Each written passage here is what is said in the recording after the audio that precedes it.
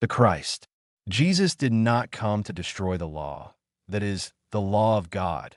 He came to fulfill it, that is, to develop it, give it its true meaning, and adapt it to the level of human advancement.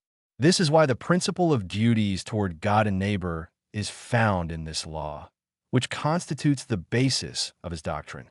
As for the laws of Moses themselves, Jesus, on the contrary, profoundly modified them in substance and form.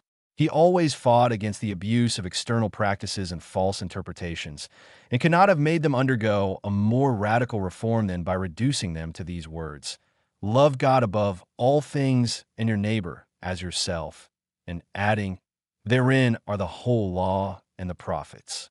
By these words, heaven and earth will not pass away until every last iota is fulfilled.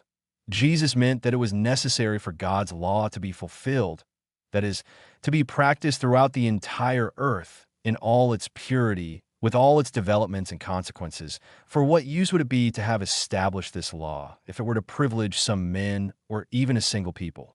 All men, being children of God, are, without distinction, objects of the same care. But Jesus' role was not simply that of a moralistic lawgiver with no authority other than his word. He came to fulfill the prophecies that had announced his coming. His authority came from the exceptional nature of his spirit and his divine mission.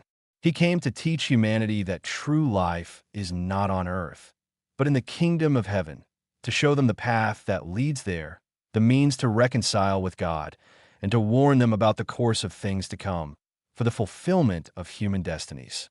However, he did not say everything, and on many points, he limited himself to sowing the seed of truths that, as he himself declared, cannot be understood at that time.